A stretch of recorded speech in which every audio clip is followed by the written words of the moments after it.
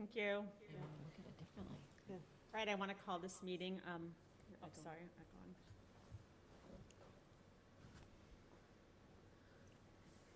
I want to call this meeting of the regular session of the school committee on February 8th to order. All those who are so inclined, please rise to say the Pledge of Allegiance.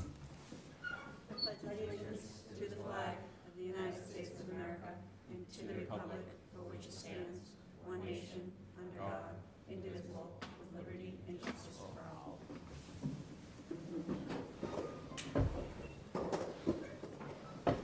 Do we have a level learning or? Your level learning. Go, please. Okay, so committee comments. Noelle, do you want to start? Sure.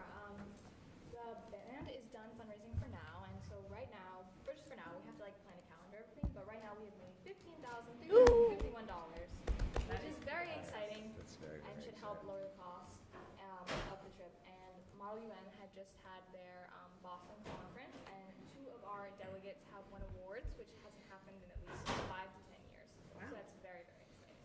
And they will be coming before school committee to Ooh. be recognized at the March 14th Oh, good. meeting. Oh, that's kind of cool. Great. Thank you.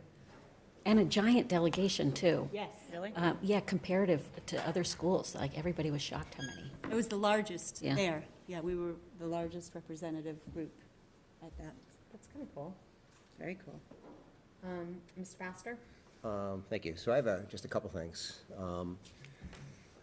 First and foremost, I at our last school committee meeting, which was the third and final read for our budget, it was nice to see a large audience, both in person and online.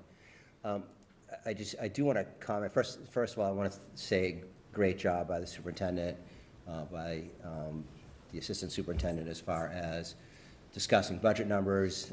Also at the FinCom meeting on Monday, I had the opportunity to listen to the entire thing. And both of you, as well as Martha Raymond, did a great job just trying to spell out and the intricacies of especially special education, circuit breaker, et cetera. I thought you guys did a really great job with that. Thank you. An individual did reach out to me and voiced some uncomfort with some of the language we were, everybody on the dais,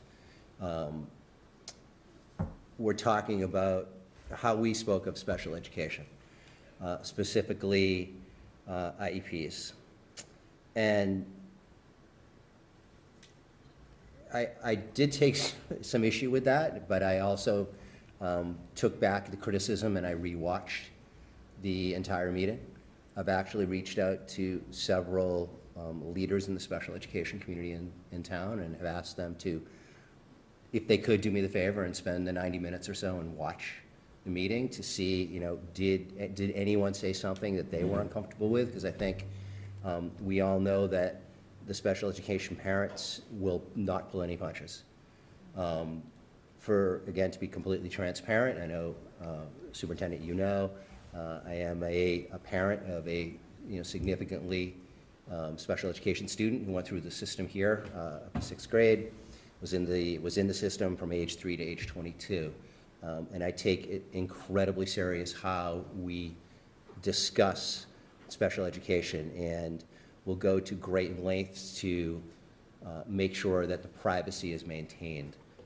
So I do want to just say that I thought that we handled it incredibly well. It's a very challenging topic.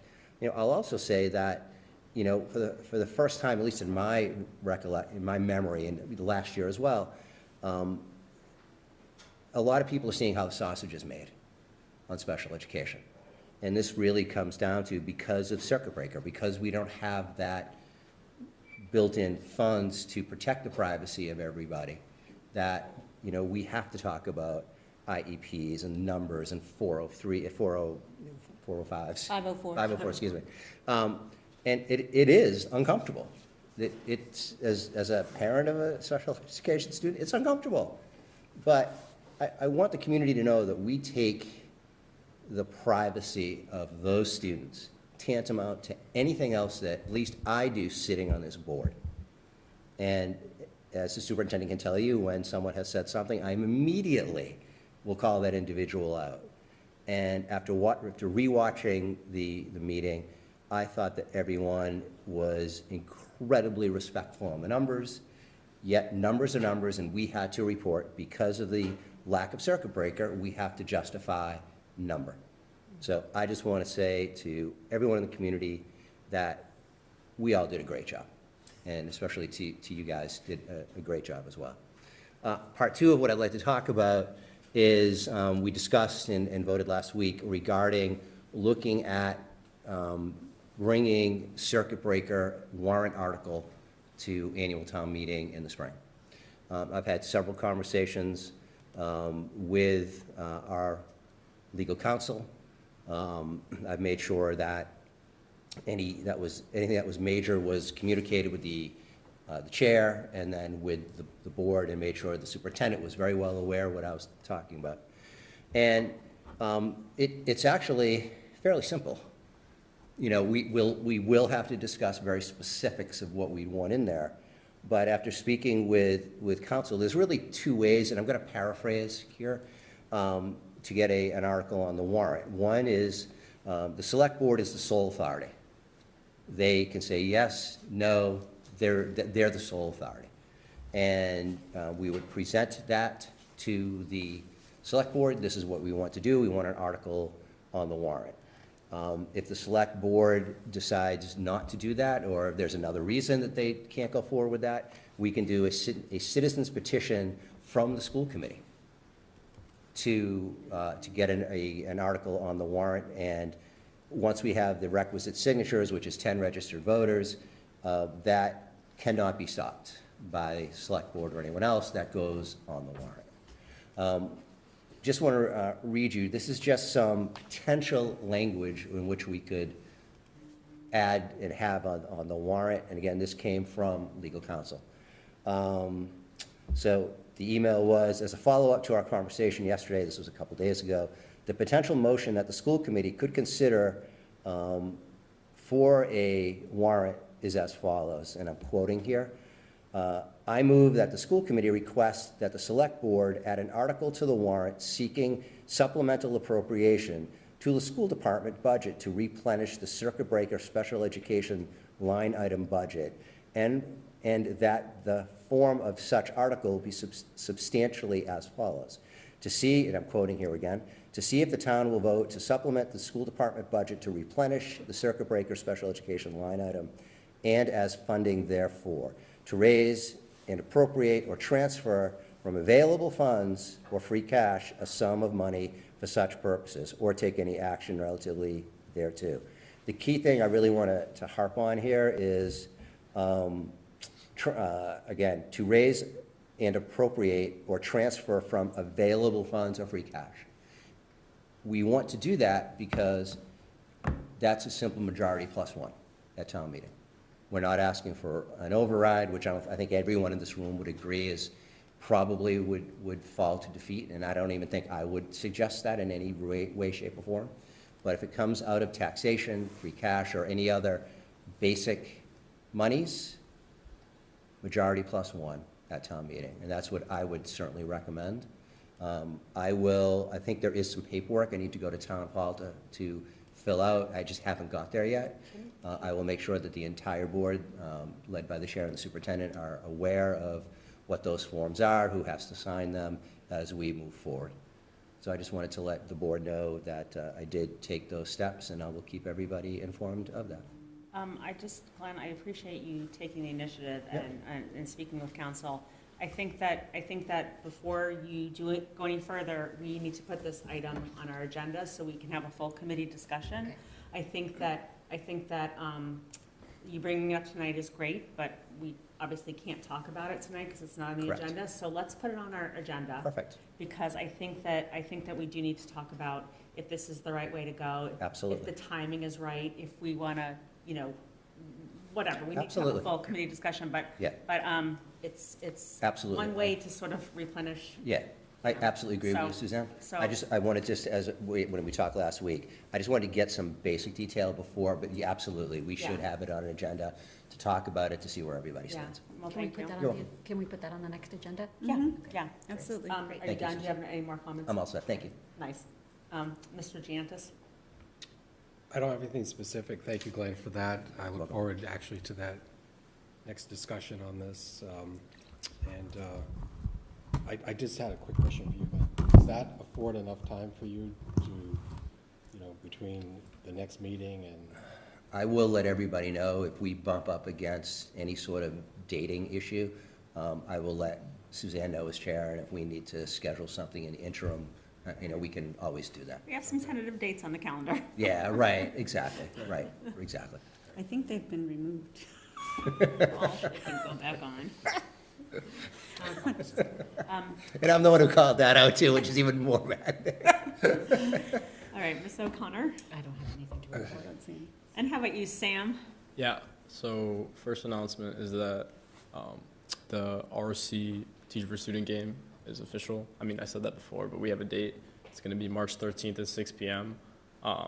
And tickets are available online through pre-order purchase. I know right now you can access that through the basketball teams, either, I think, Twitter, Instagram, but it's going to be available more openly, like, as we get closer. So that's one. And then the Townwide Heritage Festival that I mentioned in the last meeting is also a go. We have May 17th at Town Hall, and then more information as far as tickets goes as we get closer to that. And then a new announcement is that a couple years ago we did a Juneteenth celebration with the Senior Center, ROC-led, and this year we're going to be doing a Black History Month celebration. So there's going to be a panelist of members of the Senior Center and then members of our Students of Color Association at the high school as well. I'm going to be helping prepare food, but there's other members of ROC and SOCA who are going to be not only in attendance, but also part of the student panel. I know some of you are going to be attending as well. Spots are pretty close to full right now, so it's difficult to RSVP, but if you are interested, I would recommend contacting Mr. Bailey. But yeah, it's good to announce that. So. And I think, Sam, there's also another event coming up that the town is running in conjunction for Black History Month. Yeah, yeah. February 27th, where there's, I feel like it's here. It is here. It's here, In the and auditorium. there's some music and speakers and poetry. The atrium, actually. Yeah, so that's on the 27th, so. I'm excited for the one you're hosting here with Yeah, the seniors. it's on the 28th. It's 11:30 to 12:45. And it was about Mecco Then and Now, right? Yeah, So- Mecco. So it's like a more Mecco-centered kind of like take to Black History Month. So they're gonna have members of the Senior Center. I know those of which who pioneered actually the Mecco program, and we prepared a list of questions to kind of ask them and spark conversation. So it's gonna be really interesting to be there. That's cool. I met someone that was in the first MECO program Yeah, at a she, MECO event I went to. yeah, I think they're gonna be there. I don't know who. Yeah. I don't have the names exactly right now, but Yeah, she was awesome. yeah. I don't have any comments myself, so we will move on. I think that Superintendent, we thought maybe we would move up the baseball team so you guys don't have to sit here all night. So with the permission of the chair, we're Yes. going to move up Coach Capernigra's request for an overnight field trip for the baseball team. It's a scrimmage. Do you want to take the mic? And if you have anybody else that wants to speak, they can come up as well. I just want to reiterate that the reason they're coming, usually field trips can go through, but this is an overnight field trip, therefore it needs approval of the school committee. Good evening. Thank you, Superintendent, School Committee. Thank you for everything you do for our district in the education of these three fine young men here. These are the three seniors on our team, three captains, and they're the epitome of student athletes. And Luca, in the end, he's going to Boston College next year. Congratulations. Will, he's going to Providence College. Yay. And Jason is going to Mass Maritime. Nice. I'd also like to recognize Matt Roddy and Annette Cuddle. They're part of our booster program, and they're instrumental in our initiatives to raise funds for the program. And Annette has been very instrumental in getting us our 501c3 rating. Designation. So I want to thank them as well. But I did fill out an application regarding this, and I gave it to Ms. Wolf, and The committee has it in front of them. okay, and it's March 29th. The plan is to go down to Sandwich High School. March 29th is Good Friday, and we don't have school here. They have school till 11, and we're going to scrimmage at 1 o'clock. And then from there, we're going to head back towards Boston, but stop in Plymouth and spend the night and stay at the Hampton Inn in Plymouth, and then play Plymouth South at 9:45 Saturday morning. And then Malden is also going to be in Plymouth, and we're going to play them at 11:30. And then we'll hopefully have them home by mid-afternoon.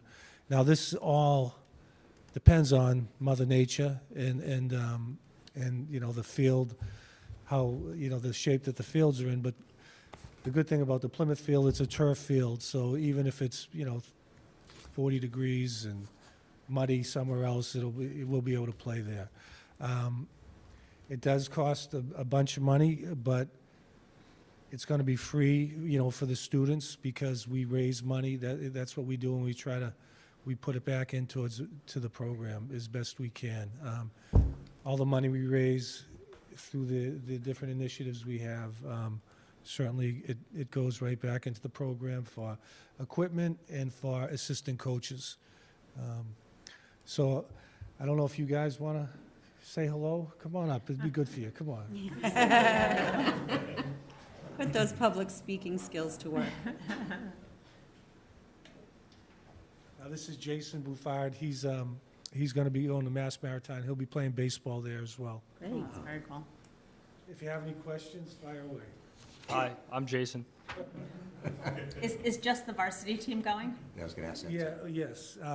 Will you have selected a team by then? We will, because this will be approximately 2 weeks into our preseason, and we open up on April 3rd. But we bring extra players because we're playing 3 games in less than 24 hours. So we'll probably bring half the program. We usually have 50 players in the program, from freshman, JV, and varsity. And we'll probably bring around 25 guys. So. Sounds fun. I know. Will Roddy, and all I gotta say is that we had a very responsible team of young men, and this field trip will not be a problem. Perfect thing to say, Bravo. right? Well said. My name's Luca Croft. I wanted to say that this time of year it's really cool because we'll have just finished tryouts, and every year it's nice to get these scrimmage games going. Usually they're at Malden Catholic, but if they go well, the boys get really excited, and I'd love to feel that way down in the Cape. So That's great. Sounds awesome. So, yeah, Go ahead. no. So, we, hopefully this is something that, you'll allow us to do, and we'll have plenty of coach chaperones. There'll be at least 5 coaches there, and I know some parents will probably, show up as well. So, Great. Sounds great. I know it's out of order, but can we take a vote? Can you take a vote? Yeah, we can for- take a vote. That would be great. I'll make the motion to approve. I'll second. All right, all those in favor? You're going to the Cape. thank you very much. Now we'll get out of your hair. Don't let us read about you any That's right. negative stuff in the paper. We're going to hold you to Only a good nice things. group of guys. Yes, Only I good hear about things the in the wins. paper. Right. Yeah. Right. Thank you very much. Good. Okay, next on my superintendent's report, we have Principal Kohut and Mrs. Sturma, Director of Guidance here at the high school, to present the program of studies. They have a presentation, and you all have the draft 24-25 program of studies in your folder. Do You you? guys share? Is it possible to stay here with the mic? Yeah. Okay. let me grab you a mic, yeah. You guys can share your presentation, okay? Yeah. Can you put it on the screen and share in the Zoom? Oh, I think you have the presentation. I can do it if you want. I think she has it Oh, up. okay. Just tell us when to move the slide. Sure. It is, Oh, here it is. yeah.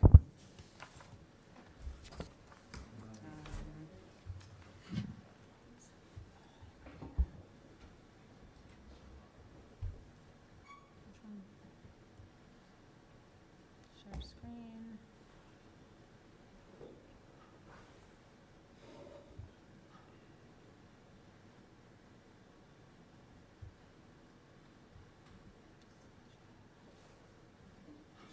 Okay.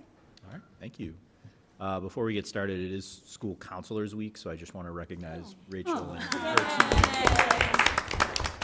for all of their work. It goes beyond just scheduling and college recommendations. I mean, that's part of the job, but that is not all of the job. So we are excited to present the program of studies for next year. There aren't a great deal of changes when it comes to new courses. I think I know we've added a lot of courses the past few years, but there are some changes that I know we've discussed in this group in the past about things like class rank, GPA and how it's calculated, and we're proposing to make those changes, tonight. Mr. Kohut, can you bring the mic closer to you? Oh, I'm sorry. Yeah, absolutely. Oh, yeah, I Good? did, I thought it was that one, that's good. Okay. So we can move to the next slide, please. Our first change is in moving away from class rank. We'll talk a little bit more about that on our next slide. There are, I think, a lot of logical, good reasons for doing that. We're also going to move away from grade weighting. We actually proposed this last year, and our original plan was to do this in phases and not do it for the entire school. And by this, I'm referring to the weighting for honors and AP classes. So honors classes giving students a 5% boost, and AP classes giving students a 10% boost. Our plan last year was to do this, but not for the entire school. We felt like that would be maybe too much. What we learned in meeting with Aspen, probably in like August or September after the schedule was built, was that that can't be done that way. If we're going to make a change to grade weights, it has to be done universally throughout the entire building. I think it's fair to say that our students who are challenging themselves, taking the most rigorous classes, should earn a weight that corresponds with the most rigorous classes, right? AP classes are more rigorous than honors classes, therefore that 10% bump makes sense. It would have to be universal. It can't be done for like only the freshmen or some of the grades. It has to be done universally, otherwise we couldn't do it. That was the advice that we got from the Aspen folks. Another move that we talked about in the past was to go away from the 100-point grading scale and to a 4.0. 4.0 is traditional. I think we all recognize it. Most schools have a 4.0. I'm not sure why Swampscott High School has the 100-point scale. It's been that way the whole time I've been here, 17 years. I asked around. I asked some more seasoned teachers. They weren't sure either, but it's not the norm for what most schools are doing. Colleges always recalculate GPA anyways, and I've had parents over the years reach out to me when they're applying for scholarships, because when they apply for scholarships, they have to recalculate the GPA every spring, asking, why doesn't Swampscott High School use a 4.0? And I say, I don't know. I think it's one of those things that we've just always done. So I'm proposing that we move away from that 100-point scale to the 4.0 scale. Another shift, this is just a curricular change in terms of when some courses are going to run. We're proposing, so currently our juniors, all juniors take U.S. history, and that's a state requirement. All students have to take U.S. history at some point. We're proposing for next year's rising ninth graders that they will start with U.S. So keep in mind that they take U.S. history in 8th grade, so this would be one full year of U.S. history in 8th grade, a full year of U.S. history in 9th grade. U.S. history is a broad subject. Right now, when it's taught junior year, that's now 2 years removed from when they learned about it in 8th grade. We're also proposing 2 new courses that are more aligned with a new AP course. It's called AP World History. It's a new, exciting AP course that the social studies folks will be adding to the curriculum. We're proposing 2 years of world history, and the curricula for those 2 years will be aligned with that AP World class. So that's 8th grade US, 9th grade US, 10th grade world, 11th grade world. 12th grade most students do take a social studies class, but they are electives. So we have a number of electives that students may choose from, but they could also decide to take, for example, AP US history or AP European history. Traditionally, kids took those as juniors and I guess sophomores, right? So under this new, and by the way, this is a phased in process. This wouldn't happen immediately because there's some kids who have obviously already taken US. So we're proposing this starting with next year's 9th graders to go through this progression. Social Studies Department has done a lot of work on this department. There's a lot of exciting things happening there when it comes to curriculum. And after a lot of work together, this is where they felt like it naturally makes sense in terms of the progression of coursework. Next slide, please.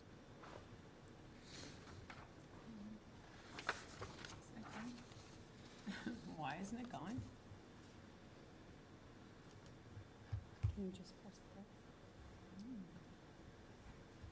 So- why isn't it moving? So the kids who are going to, do you take AP US history in 9th grade or, You could take it as a senior. okay. I guess it's conceivable that 9th graders could take it, but I would steer kids away from it and Yeah. choose the honors option just because of it's a rigorous class. Yeah. I don't recall any 9th graders taking any APs here, but some schools do it. Some schools allow for it. I don't think we're prepared for that just yet. So I think a student who's interested in AP US would probably take it in that senior year as an elective. Okay, Ms. Wright, you can just click so all the bullet points show up. So thinking about class rank, Mr. Kohut and I and the counselors for years have considered this, thought about why we do it, what's behind it, is it good for our kids and our students? And I think overwhelmingly we're realizing it doesn't really help most of our students. And so the more data we gathered, we realized many schools out there are not ranking students anymore. There's a lot of support out there from colleges that they're not even seeking this information. And so we really want to do well for our kids and set them up for success. I think to move away from the mindset of our students competing against each other within our building or our class of 150 students, we don't want them to be pitted against each other when they're really competing with the thousands of applicants that apply to every college and university from other high schools. I think we should be proud at the success of our students. The last data point, bullet point I gave you was some statistics about our graduating class. Yes. Historically, our students are successful. They do well here at Swampscott High School. They have strong grade point averages. And so when we think about ranking our students, the majority of our students do well.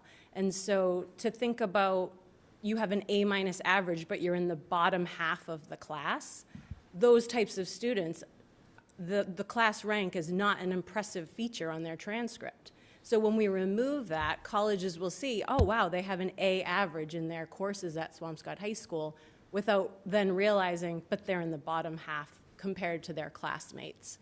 And also somebody with a B- average,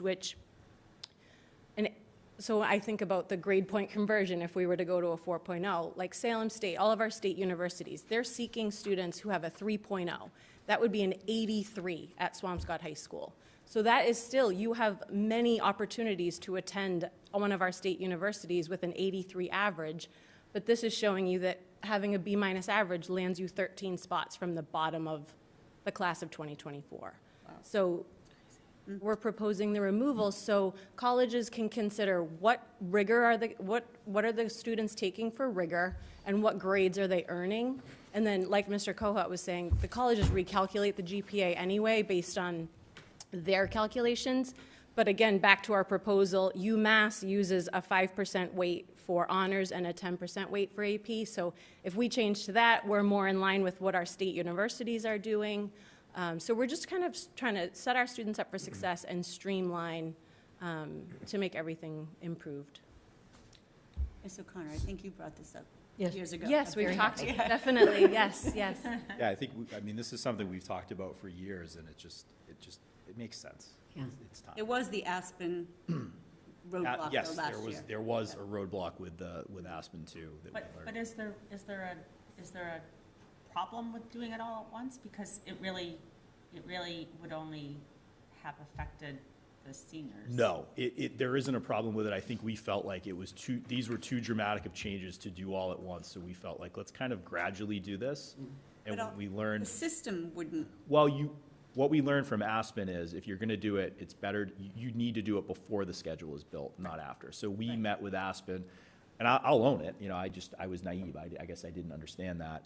We met with Aspen in early September to say like, okay, what do we do? What button do we press to do this? And it was sort of like, okay, well, what do you want to do? And after about an hour on the phone, they advised us that if you can't actually do all of this now that the schedule's been built, you have to get out ahead of it. Now is the time for that as we're entering course selection where we can make the change ahead of time so we can actually do it. And I think just to point out some of these bullet points here, University of Michigan, UCLA, USC, these are schools telling us that rank is not considered. Holy Cross, the counseling team actually met with admissions directors. They personally advised the team not to rank kids. Wasn't it was a pretty dramatic quote, right, that the person said? Yeah, the counselors had an opportunity to sit in on an admissions review one time before COVID. Emily Zotto, Julie Mazzola, and I drove out there. And the admissions director said, if I were you, the first thing I would do when you get home is walk down to your principal's office and ask to remove rank. It's not helping students. Can I just ask a question? Please. It's great having Michigan, UCLA, and USC. It's awesome. Reality is, okay, I don't know how many students, this graduating class are going to those three colleges. What does the University of Massachusetts system want? Do they want class rank?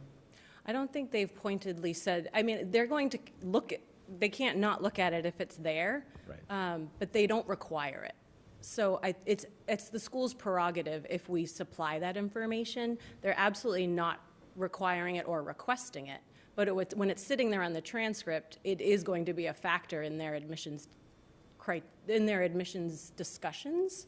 So we're proposing removing that factor so it's not on the table for them. so Can I just play devil's advocate for a second? Yeah. I don't know how I feel about this because it's not my bailiwick. This is really this. How about the person who's at the top of the rank today who won't be at the top of the rank tomorrow? Well, we're not proposing removing it for the class of 2024. Okay? But what I'm saying is, so even someone who's a junior, Yes. okay, So they're number one or number two, that goes away. Is that a negative for that student? So the junior class hasn't received their ranks yet. We usually release it about this time of year after quarter two. So the students have been coming and asking, and because we knew this meeting was coming up, we haven't been, no juniors know their rank. And I go to the first bullet point on this, that our top 6 students this year have a 103 GPA or above, and the top 5 students are within 1 point. So today's valedictorian, any year, any of those top 6 kids could be valedictorian any other year, or, come quarter 3, they can all switch because they're so close. Every grade matters. And so I like to think of it, if they have a high GPA like that, the colleges, and the counselor recommendation, we can say they're at the top of their class, or we can boost them up like that in our literature and in our writing. But to your point, no one will be named valedictorian in a letter to colleges. But I think the rigor that they take and the grades they earn will show the colleges that they're at the top of the class. I don't think we need to grant somebody number 1 in order for it to be powerful. So I guess just to follow that up, and maybe I'm paraphrasing, maybe I'm reading too much into what you said, so keep me honest, but I thought what I heard you say was not just the 1 and 2 place in the class, but like maybe even the top 10. Like those folks would want to know, hey, am I number 9 or am I number 10? Because I think that would be helpful in my college application. I totally agree with you. The person with the A- who's like 55, not helpful. But the ones who are in the top 10, I'm thinking that would be helpful. And I guess, and tell me if I misheard you, I think that's what you were saying, though, right? I mean, again, you know, my kids are graduating from undergrad now, but it was a thing. So let me ask you guys, is it a thing in your household about class ranking, and are you finding that as you're starting to, you know, to deal with the college thing, that is an issue? So, these guys know I'm very pro this. The first I learned of ranking was actually at a private school, and St. John's does not provide ranking. And I was like, well, what do we do when they ask for class ranking? And the answer was, you just don't give it to them. And then I was brought into a conversation by a friend of mine who then reached out to Mr. Kohut, who provided me with some really interesting data about really how it does more harm than good, and that the ability to just knock kids off from competitive situations just because it's so easy to take that rank. If you're number 11 and you're 11 because of like a difference of less than a point, are you really 11? So I like this idea because of that, and because I think that it helps the 90% as opposed to the 10%, and I think the 10% have so much going for them that there is, to your point, there's a way to say this kid's in the top of their class. But I say that with a caveat that she's going to kill me for saying this, that my daughter came home and was like, this is ridiculous. They should tell me what my rank is. I got that from members of my family, too. Yeah, I want to know where I stand, and I don't like the idea that they think that we're too weak to compare ourselves to one another. So I get it, because far too long ago when I was in high school, we did quintiles, and I remember when I was in the second quintile thinking, I better step on it, and so that I got into the first quintile. So my daughter seemed to indicate that she wanted to know because of that. And I said, well, why don't you just step on the gas anyway? And she didn't want to hear that. It's a shift in thinking. Yeah. There's no doubt. And change is hard. But we have been talking about this for several years.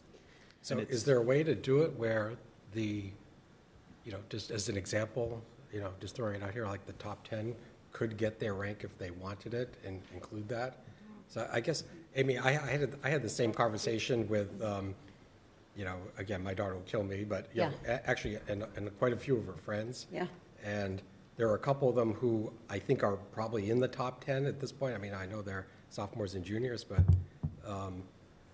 they definitely would want to know, at least this is how they communicated it to me, they would want to know their rank. And again, to Sturma's point about, the person who's 50th with the A-, not so much. They presumably have other things going, but the top 10 could get their rank, if they wanted to, or I guess others, if they wanted to, could get it. Well, but let me play devil's advocate. Why the top 10? Why not the top 20? Why not the top? But that's my point, is that every year that's going to change in terms of where that competition is. So this year it could be the top 10 that are all clustered. Maybe next year it's the top 20. So again, I think that lends itself to, making it available if they wanted it, if they wanted to include it.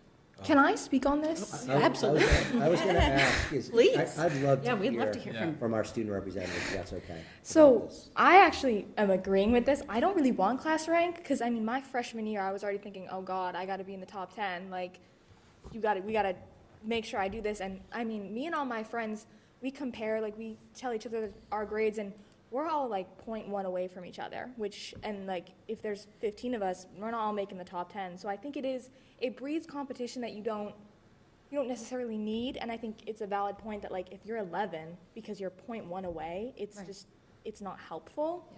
but I do know, like, it does breed a competition that's not exactly necessary. It would be nice to know, like, oh my God, like, I'm 5, that's great, but is it really that important? I don't think so. I fully agree with you, and I fully agree with them. I think that if you want, so my vision is like a solution to this would just be percentiles. So you know, like, what percentile of your class you're in, but I wouldn't put like top 10 just because those margins are so low, and in a school so small, like, you can be a really good student and it'll look worse for you in a school with like in a class that has not even 150 kids in it, when you have like when the discriminant between like you and the next kid in the class is like less than 1 point. And I have experienced like siblings of mine like in classes before, and I've heard from other students in other like graduating classes where the difference between them and the next person, especially with like weighting classes, was like less than a point. Like, especially those top 10 kids, I'm talking to seniors right now, and a lot of them have the same grades.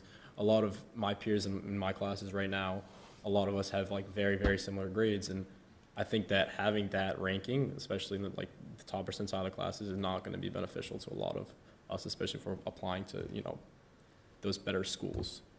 I don't think it'd be helpful. So I fully agree with you, and I fully agree with Noel. I appreciated what you said, Amy, about everything you said, actually, and I appreciate students' viewpoints. And I'm going to say that I am in complete agreement too. And I have a kid that was in the top 5 of the class, and I have a kid that was in the top 10 of the class, and then I have another kid that struggled. And when she wasn't 10, when she wasn't, you know, competing with them, she failed epically. Like, instead of just sort of just trying to be 10 or 11, she was like, nah, you know, she just sort of quit. Like, if I can't be anywhere close to that, Right. why am I even? Like, she just sort of quit, and I was just like, it's a number, it doesn't mean anything, you know, but it was like in her psyche somehow to have like these two overachieving siblings, and all of a sudden her being like, I'm not gonna make it, so why try? Well, where does that leave the kids who are, you know, who are in that top 10, just again, using that as an example? You know, you take away their rank, again, you know. But she just said that you don't. To Ms. Sturma's point, you don't, because you say this is one of the top students at this school.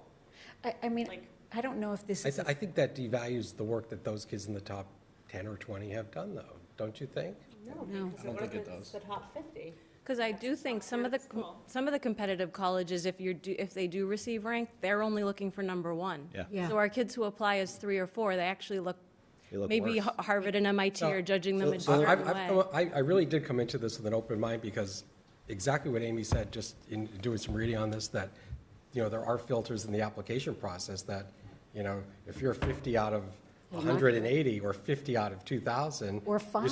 You're still going to get, Or you're even, still going to, you know, not make the cut. but even if you're 5, you can get cut. So I have, yeah, You know, if I've you're tried to keep talking an open mind. if you're I guess talking I'm about the thinking of elite those kids schools. who have worked really hard to be in that top tier, and now it feels like the rug's getting pulled out from under them a bit. So let me use this analogy, and please, as a student of color, please speak up. You know, with all that has changed in the landscape of applying to colleges, one of the things that they've gotten rid of is the race box, and that there are a lot of kids who, understandably, feel like they're now at a further disadvantage because it's part of their identity, and they may now not have that extra help of affirmative action. So, but the reality is that if you are writing about that and about who you are and about what your experiences are, in the same way that, you know, your teachers are writing about who you are as a person and who you are as a student, they're talking about you as that elevated student. This is one of the best kids I've ever taught, or this is a kid who's constant, you know, who tries harder than anybody else in the class. Mm-hmm. So, you know, I think that the landscape of college applications and acceptances has changed so dramatically that we have to keep up with that. And I think that this is one of the things that prevents more than it helps. Right, Well, I the think that's- GPA is still sorry, there. Go ahead. I was just going to say, the GPA is there. Right. That proves their work. And I think the way I look at it is rank actually hurts more of our kids than helps, because our kids do so well. It's not helping our kids get into college. And we have to remember, we're not looking at our kids competing against each other. They're competing against the world. Yeah. And there are kids applying from Asia, Europe, more than ever before. I hate to interrupt. I think her point was very valid, and I just want to address like what you were saying, Mr. Giantis, about, you know, you're kind of selling out those kids in the top percentile that want to have their class rank. I think that class ranking as it is fundamentally flawed, because the AP classes and the honors classes being like weighted into that the same kills it. Like, I'll use my brother as an example. He took like, I don't even know how many AP classes, like more than 10 AP classes, and there's students who took less than him or took honors classes, and those classes were ranked the same in their class ranking. So I think like, you can't make that argument unless you fix the class ranking as it is, like you fix the percentage of how much those classes boost your ranking or boost your weighted GPA before you can even make the argument about that. And I think, but I also like think that it's important to, yes, you know percentile of the class that you're in, but at the same time, like when you're in the top percentile and your classes are being ranked, like there's students who just take honors classes, and then there's students who are taking almost all AP classes, and their GPAs are similar because the ranking system, the GPA, the way it's weighted, is flawed fundamentally as it is right now. I just kind of like thought that was an important point to consider. I'd also like to add a point to that there's kids who take only ACPs and they don't try to like better their education, and they do great and they get all A's, and then you have someone in an AP class who's struggling a little bit because of how hard it is, and that person's ranked higher than you because they're not challenging themselves. So just to, I'm not going to continue to beat the horse. I guess that, I think what I'm questioning is, I think I'm really going to focus on the junior and sophomore class, and I appreciate what you guys are saying, and I don't disagree whatsoever. I just think if, you know, Jim Smith or, you know, Molly Jones is a junior and they're class rank #1, you're taking that away. And yes, the GPA, and I know it's going to say on you know, their applications, I get that, right? I just went through that. I just wonder, is there a way to kind of grandfather this in? Because again, I agree from a ton of perspectives, whether it's mental health, and there's a whole plethora of things to get rid of this, and I wholeheartedly agree, and you know, the weighting makes all the sense in the world. I just wonder if, you know, you've had, you know, students who are juniors who have had, you know, 3 years, this is how we're doing this. You know, now they're starting to apply for, you know, they're getting ready to apply to colleges. Is there a way just to at least, if we don't want to go back to the sophomore class, the junior class, at least give those folks a ranking, and then you start kind of going that way? Can I just say something? No? No? I hear everything everybody's saying, and change is hard. Yeah. But I do, and this is not meant to be disrespectful, but we're not asking for a vote on this. I know that, We're exactly. asking- Exactly. It's funny you say that, because I was just about to This say, is this is our operations. decision. Superintendent, I was about to say, no matter what we say, I know. you guys are going to do, because that's what. I think the point that Mr. Kohut made, that, you know, we tried, when this was first brought to our attention, and the guidance department, you know, was learning about this and that do away with it, this discussion has gone on for years. Right. And our timing hasn't been right. And we have an opportunity to do it right now. So I hear concern. Personally, in high school, I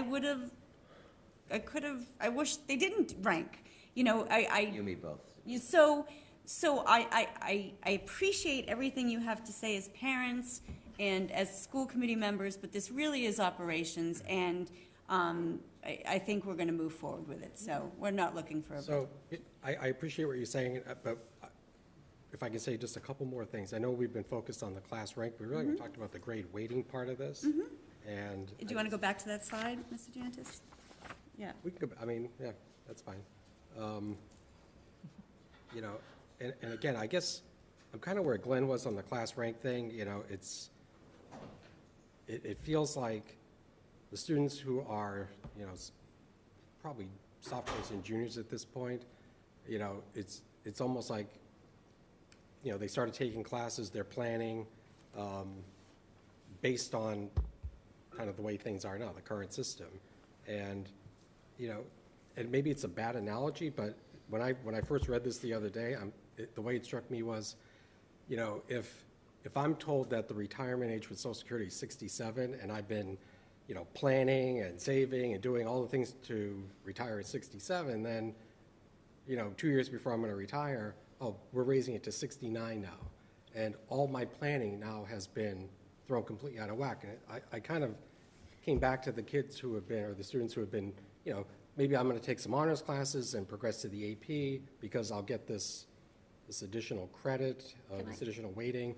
And, it just, kind of coming back to what Glenn said about, it's almost like the rug's getting, a little bit, the rug's getting pulled out from the kids who have been, kind of planning along here. So, again, I don't, I hear what the superintendent's saying about, you're moving forward. I guess, one of the questions I had was, what kind of feedback did you get from students, if you did any, or did you get any feedback from parents, just to see what they thought of this? Because frankly, I'm hearing everyone's points, and I'm respecting those points. I guess I'm not quite understanding the why now part. So with the 5 to 10%, we had proposed last year to do this gradually, and what we learned from Aspen is you can't do it gradually. Right. You can't grandfather it in. It has to be universal. There's no way for the system to do that for, like, let's say only the 9th graders. It has to be across the board. It wouldn't work. And the same thing with the grade scale, 4.0 versus 100. You have to do it before you build the schedule, which is what we're about to do. Kids are going to start choosing classes next week. Teachers are going to start recommending next week. So it has to happen before you actually build that schedule. Last year, we tried to do it after it had already been built, and it's an impossibility. So I kind of look at it like, if we don't do it now, we're never going to do it. I have a question. If you were to push that change in how much like those classes are weighted right now for students that had already taken AP classes, like for example, like I took AP Euro sophomore year, right? Yep. If you were going to push that, would how the grade I had in AP Euro affect my overall GPA? Would that apply to that as well, or is it only going to be AP classes? Like, would it go back? Like, yeah, would it apply to classes you already taken in high school? It would not. It would only, okay. AP is not going to change. It's 10% now, right? So It is, right? Or sorry, it's- like it's honors honors classes. classes Yeah, that are okay. gonna Honors be classes, weighted right. Sam, that's a lower. great question. That's a great question. Yeah. John, I also have to say, the analogy I think isn't quite right, because what they're not telling the kids that they have to work harder, but so rather than having 2 more years to work, what they're doing is saying, instead of 2 more years, or instead of work, at 65, that you have to retire at 804 months. That it's the same thing, like it's the same metric. It's just presented a different way, because the 4.0 metric versus the 100 metric is still. Maybe I'm wrong, but if I was a freshman or sophomore looking at taking classes, and I was thinking of an honors class, and it's like, wow, I could get a 10% grade weight on this. Yeah. Great, I'll take that. But now it's 5%. Maybe I just opt for the ACP instead of challenging myself with the honors. It's just, you know what I'm saying? You're still getting 5%. It sounds like they're doing that now. Noel, wouldn't you say that? Like, kids are saying an ACP. I don't know, that was just an example. Yeah, right. I do think that as long as, like, it doesn't change my GPA now, because I took honors bio freshman year, and now it's down to 5, I think that's okay. I do, though, think that some honors classes are as hard as AP classes. And that sometimes, like, math, if you're in honors math, like, I don't have an option to take an AP math this year. It is challenging, and it could be harder than, like, some of my AP classes. I think it's more like, it's less about kids in ACP classes deciding to take honors classes, and I think it's more about kids in ACP and honors classes deciding to take AP classes. That's more, I think, overall it's a bigger jump. Like, it's not hard for a lot of the ACP kids to go into the honor classes because the transition is not as big as it would be for someone who's only used to taking ACP and honors classes and then going to take ACP classes. And if this was there, I think that would be a much bigger kind of push towards that, especially for those students who've never taken an AP class coming into high school. Well, and then that ties into your goal of getting more kids to take APs. Yes. Yeah. Exactly. And I think AP is universally understood, right? Most of our kids go to college, so it's going to look better on kids' transcripts if they took the AP over the honors. This is a great discussion, by the way. It sure is. I It mean, is. at the end of the day, right, you're completely right that this is not our bailiwick. But this- No, it's great to hear But everybody's it's a opinions great and perspective. discussion. It's It a is. great And I discussion. love hearing from our two student Yes. reps. Yes, yeah. You're So I just want to make sure that you Who are probably don't ranked take pretty this well. discussion as a negative. No, in any I know that, sense, Glenn. But it's just really an interesting, thought-provoking discussion. Yeah. Well, some of us have older kids, and it's a huge shift in Oh, thinking oh, for us as adults. So I'm sure it's going to be Yeah. a shift and adjustment for our students and families. but thank you. Yeah, That was- and John, you had asked about kind of feedback, and I've been hearing from parents for years about GPA, about rank. Not specifically about weights, but it has come up over the years through different things. Through NEASC, it came up. We didn't seek out like formal input for this, but I felt like we did our due diligence in terms of talking to admissions folks and talking to other high schools. I mean, we're talking some of the top schools in the state don't rank. Andover, Hamilton, Wenham, Manchester, Essex, the school around over the corner there in Marblehead, Newburyport, North Andover. So yes, we didn't. It wasn't a formal sort of seeking input, but I feel like I've received tons of input over the years from folks about this. No, thanks for that. And I guess, you know, just full transparency, I guess where my head was at when I asked that question was, you know, it was kind of a cumulative thing. I'm thinking this, I'm thinking yonder, I'm thinking all kinds of stuff where, you know, perhaps there could have been better engagement, you know, during the course of that process. So that's where my head was at in asking that question. So I appreciate your response. Sure. And then a few new courses or some oldies but goodies that are coming back. Environmental science is coming back. Hasn't run for a few years. I know the teacher we had who taught it left the district, but we're bringing that back. I know kids have requested it in the past and asked about it, and it has been a popular course. Health and Wellness is proposing a new elective, Bridging Generations. Probably saw the Parent Square post about the OMA, Opening Minds Through Art, project that Ms. Woodfin did with the Senior Center. So this is a class built on OMA as an elective. A few honors sections that we are adding. So these are not going to be new courses. These will be an honors opportunity within an existing course. Same classroom, but kids can stretch a little bit. Speech and debate, Big Blue News, community media, and Spanish for native and heritage speakers. We've also added 2 teaching assistant opportunities. One is in advanced manufacturing and another in digital film production. So those are opportunities for students to come in and assist the teachers in those courses. Next slide, please.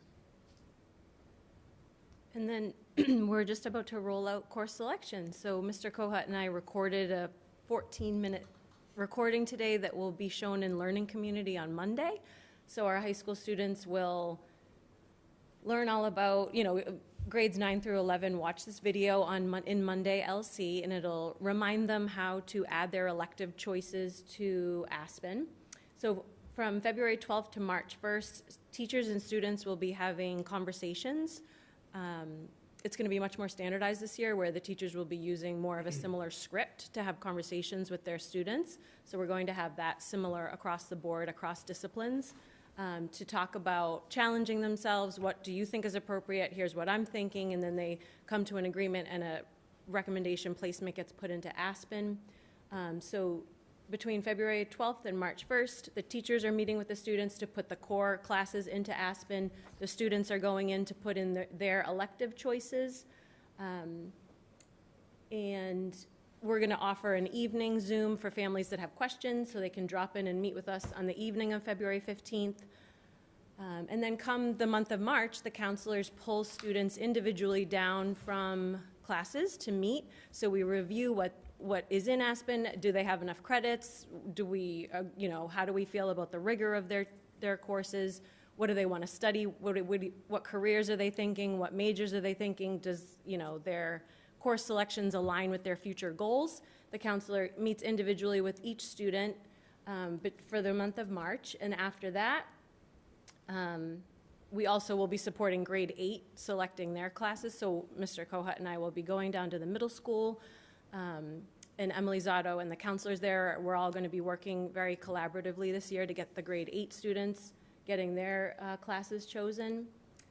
We'll be attending a parent coffee with Mr. Kalishman and Ms. Zotto to see the grade 8 parents.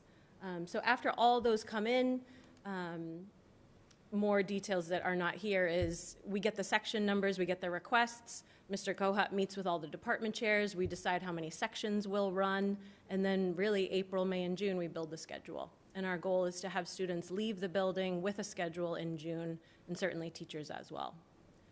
And then I work a few days over the summer to fix anything. The counselors come back 5 days early, and then everybody has a schedule. A beautiful schedule. Like magic.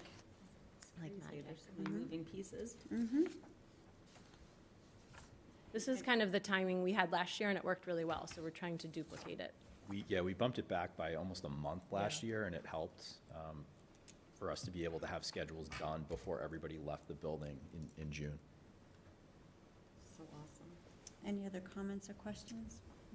Are we talking about the program of studies other than this? I just want to say, yeah. I just want to say, I think it gets better and better every year. Yeah. Like the editing and just looks better. But also, I really appreciate the sections that are getting beefed up in the beginning. Talk about different different careers and possible courses to take. It just keeps getting beefed up, and it keeps being really, really informative. I didn't even look at the course descriptions because there are just too many of them. No, but the first part was really great. Go back, 10 years. And we've been, I think every year you comment on how it's improved. Yeah, really. A lot of work. I appreciate that. Thank you. The grammar. It's like so stupid, but I just appreciate it. Yeah, so. Anything else? Any other questions from It was committee? great. That was so great. Thank you. Thanks for coming. Thank you very much. Thank you. And then I have my superintendent's report with just a few items today. One is, the first item is that you may have heard, I know it was talked about at the select board meeting, that there will be a mock town meeting held at the high school. This came about because Mr. Kohut and I were presented with an idea to hold a mock town meeting with our 16 and 17-year-old students. At this time, we don't see how we could do it with every 16 and 17-year-old student. But I do want to be clear that this is not an attempt to manipulate an election, but despite some emails that I've gotten, this is really, when we talked about it and it was presented to us, we were talking about like a really great opportunity for kids to learn about town government. I, born and raised in Salem and a city girl, and then when I came to work in Swampscott, I was an adult trying to learn a town meeting structure, and what a better way to do it than to have a mock town meeting, to have, town meeting members, voted in and learn the process of what happens in town government within your own community. The warrant is supposed to have 2 articles on it, the pickleball courts and the voting age. And there will be 2 sessions during the day. One is to kind of train the kids and set up town meeting members, and then the actual day that town meeting will be run. 34 years I've been in this district, and now, finally get town meeting government. Is there, do our reps here get to be the school committee reps at town meeting? We'll figure that I out. hope so. I know. I would definitely love their involvement. I know Mr. Kohut was working on particular, organizations and clubs within the school. But this is in Mr. Kohut's hands. The tentative date is February 27th for the actual mock town meeting. And I haven't asked anybody, but I would welcome select board members and school committee members to come and watch and be silent audience members and see it in action. But I think it's really important to learn how different it is. Not that they know anything different, but I just know, I grew up with a mayor and city councilors. not with town meeting members, so. I think beyond that, just like the civics lessons. Yeah. You know, But we don't get that, we don't teach it like we used to, and I think it's really important to understand that, you know, Democrat or Republican, it doesn't necessarily matter at the town level because you're town members and you're just volunteers, and this is like the place where you can really feel the difference you make. I mean, there's people that you guys might not even interact with the US government at all, except for going to the post office or getting your driver's license, right? And so there's so much more to what you can impact. I mean, and locally, you feel the changes you make locally almost daily. So it's kind of a cool. I have to say, I think civics is something that has been lacking, just because of the way that the world has gone. So seeing this, I think, is a great thing. What do you guys think about, is this the first you're hearing of it? Yeah, actually, I've never heard of it before, but I think it's a great idea. I know, like, my mom's a town meeting member, and I always like to, like, hear what she does and, like, how it goes. So I think it would be a very interesting idea. Yeah, No, Sam, you go. I agree totally. So my first experience with civics in general was Mr. Rogers' 8th grade class, and I don't think it was a lot of it was what he was necessarily supposed to be teaching, like learning about municipal government for the first time with him. Shout out Mr. Rogers, like very interesting, especially in the sense that it's something that affects us every day. So yeah, I'm totally for it. You know, and as I said I sent Superintendent an email. I mean, teaching students how to have real debate when you disagree on a topic, boy, does this country need more than that. Right. And I think it's just absolutely a great idea. Real and respectful debate. Yeah, exactly. Right? And I think it's just so important, regardless of the issue, if we can somehow transform our students to actually have discussion, agree to disagree, and accept whatever side wins, I think it's just absolutely perfect. And I agree. I think I'm going to say what Amy said, civics is just so underrepresented in what we do. I know adults in this town who do not know what town meeting actually is. Yes. And think that when they come to the select board meeting, that they're going to their town meeting. So I think that this is a great opportunity. What has struck me in the last several years at town meeting is how some of our younger citizens that have recently left college are running for town meeting members. The town meeting members are becoming younger and younger. Well, and how and great running an for select board. Right, and how great an opportunity for kids to get our students to get a taste of that before they even head off to college. But I look in that audience year after year in the last few years, and I'm like, well, former student, just a few years ago, graduated college. So it's because I'm old, I know. But seriously, it's a great opportunity. Anyway, I'm very excited about that. I am. Superintendent, may I ask you a question? Sure. I'm just curious, just high level, but I'm just curious, these emails that you got in opposition, what was? It was Can you speak to an those a little? accusation that I was trying to manipulate the vote on the proposed You have vote so much power here. for the younger voting age. And that's not it.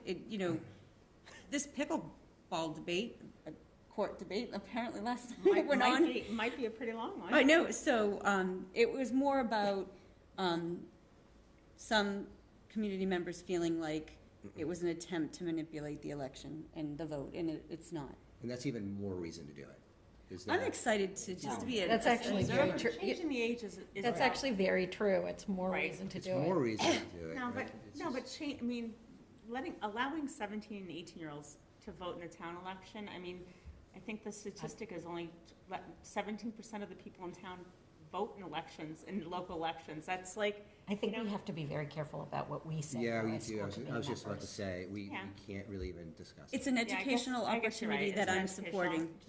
I think it's, End of story. Yeah, it's an I think educational it's not opportunity. federal or state, so it's a local election.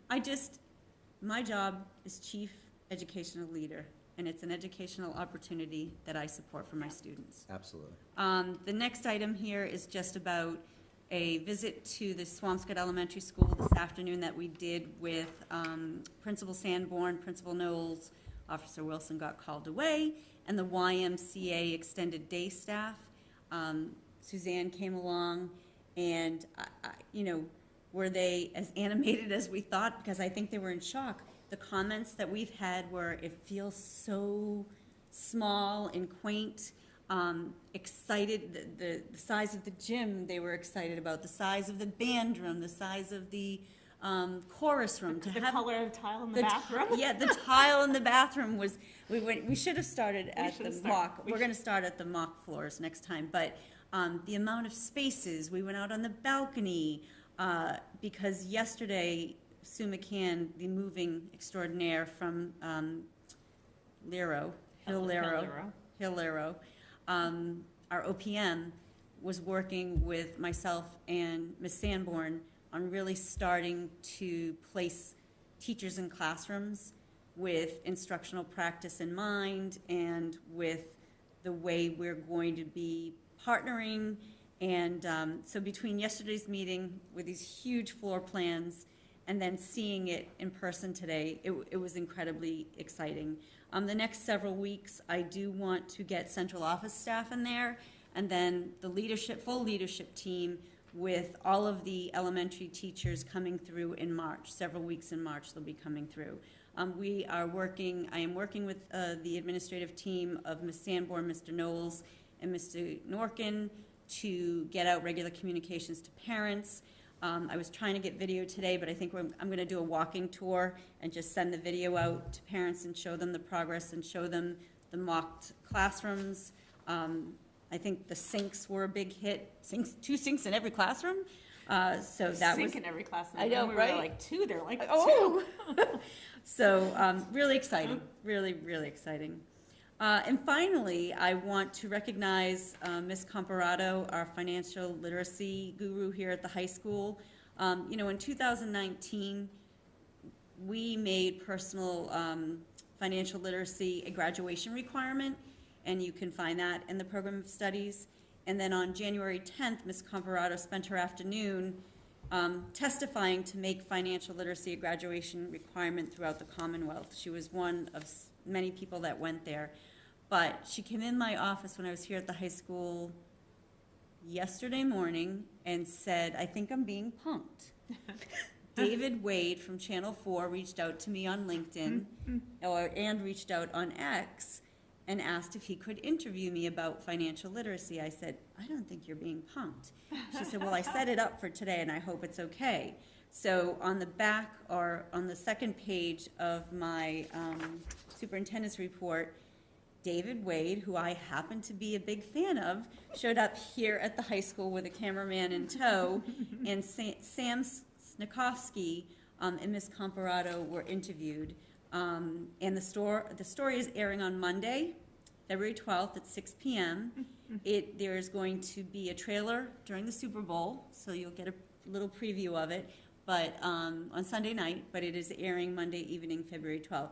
And I just want to shout out to Ms. Comparato. She has really become a leader in the Commonwealth and an advocate for our students to have this. And I actually was sharing the story of meeting David Wade yesterday with my daughter, who's going to be 22, and she said, what? I wish I had financial literacy in college. And I think if you ask anyone of that age group, I'm not sure they know how to write out a check. So it would have been a great thing for all our kids to have. But a lot of excitement around here yesterday, and something to be very, very proud of. We were saying how it was wonderful to be in the news when it's something really positive. Can I suggest that you send out a note through Parent Square to everybody? Sure. Because I think that especially if you're, in the young parent in elementary school, this is so far away, but it's interesting to see, especially where we're leaders. Yes, at the forefront. I will write something up and then maybe share the link when it does come out. I will. I absolutely will. But she was so funny when she said she thought she was punked. And I'm so you said that she testified on Beacon Hill? Yes, I have pictures that I can share with you at the State House with a cohort of why financial literacy should be a graduation requirement in every school district. I think that's great. Good for her. Good for us. Yeah. Good for her. Yeah, it's good for her. So that concludes my report tonight. What year did you say that we made that a requirement? What year did we make that a requirement? 2019. Huh. And you can find it on page 7 of the program of studies. So cool. Okay, All right, sorry, it's okay. just lost the agenda. Well, it's you. Updates and tri-chair updates. Yeah, so, you just sort of gave the school building committee update, so Yeah. we'll skip that one because I don't have anything else to report other than it looks awesome. And tri-chair, we had one day after the meeting last time.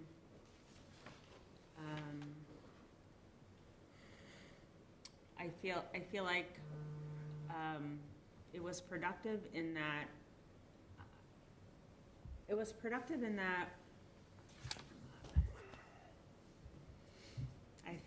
I think everything was aired and on the table, and I think that, the two chairs of the different boards and the town administrator and, Amy Sorrow, the finance, I don't even actually know what her title is. Assistant town Treasurer. Finance administration. I think that we left that meeting on the same page, and I feel like some of that was reflected in the questions that were asked at the FinCom meeting. When you say that you guys left on the same page, I think, what does that mean? I think we all talked about how important circuit breaker was. We talked about how important circuit breaker was to,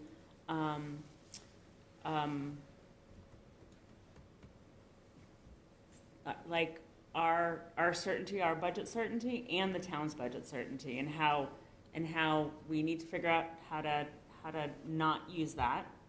And we talked a lot about changing the agreement that we don't remember signing, but like, and The agreement meaning that. like that we were gonna take. That we were gonna run that down before we went to, yeah. Right, and we also talked about, we all were in agreement of the importance of creating a fund that, that is a general stabilization fund for school, extraordinary expenses. And not necessarily that those would be special ed, but they could be, energy, they could be assessments, they could just be stuff that was unpredicted. And I think that everyone in the room was in agreement that that had to be done. There was some discussion about how it would be funded, and we talked a lot about the money that was gonna come to the school for the new building. Yep. And, you know, how it should come to the school. And, yeah. So, was there any, I'm interested, especially that you're talking about the, a stabilization fund, because I look at two things in particular, which is the assessment coming in for the consortium, but also the electric, because we don't have the solar panels. Yeah. And you think if that's a one-time 190, Right, and those were definitely the expenses that shouldn't be necessarily our operating budget, that should be. Right, and we also talked about, we also talked about the buses, and that, we know that we promised that we would put them in the school budget, but a lot of things happened. But also, we promised that we'd put it in the school budget, but not promised that we would cut things in order to make it fit into the school budget. Well, whatever, I mean, how it fits in there that wasn't what we decided. We decided the school would sort of own that expense, because we had to, and through But this is sort of like saying that the school is now gonna own the expense of new laptops and not going through capital improvements. Right, And then, but then not adding anything to our budget. But this really became a problem when we said it, I think, at FinCom, because of those substantial increases. Yeah. like if we had the circuit breaker and we dealt with that, if that was enough to take care of some of the extra expenses that were unexpected, we might have some extra money to have Correct. funded this. Right. But we also did talk about, there's money, the National Grid money that's coming for, there is money to help fund this. The problem is, I think we just have to figure out how you, Earmark it, right. you know, So- so so, that but it I doesn't think- get whittled away. And Yeah, I think that's a discussion, I feel confident it's a continuing discussion, and I feel positive. I know you guys all think I'm Pollyanna when I say Well, that, but. I think the thing that's difficult for me, and the why it feels Pollyanna for me, is because there was never any conversation about this at the select board meetings. So I believe that they're happening, and I believe that there is agreement in that room, but Well, I think it's gonna take I think it's gonna take a finance committee, to help maybe drive the bus a little bit. Well, and that was a very positive finance Right. committee meeting Monday night, so very positive. And I think, we've like, I said know that. Miss Stella, since we last met, I mean, we've seen that we've seen that the assessment from NSAT is lower. Yep. You know, so we're getting money, there's money coming back, or there's less money going out for that, I should say. for which one is this? Essex, For Essex. North Shore, There's the a- assessment from them is less, Like they sent out, about 74,000, 75,000. so, which seems great, because that seems like the exact money to pay for for the evening, the after dark program, right? It's just like, I don't know, it just, I feel like there are levers, there Yeah, are, there's there are levers. definitely levers, and I felt very positive. I can't say how much Monday night, like, I think, and the questions that keep coming, and they're clarifying questions that we keep providing, I feel like there's movement in that way, Yeah. really trying to understand everything. well, I think there's a lot of moving parts, and I think that, I think people have to understand where the money's coming from, how it's getting funded, what's the best way, the most economical way to do things. There's a lot of discussion. I mean, I had a lot at the tri-chair. I mean, I was there by myself, and I don't talk money so great because just like budgeting isn't my thing, but I felt good. Anyway, I would just like to be able to count on this group to not surprise us the way that we've been surprised in the last couple of years with what goes on the warrant, what doesn't go on the warrant. And you me know, too.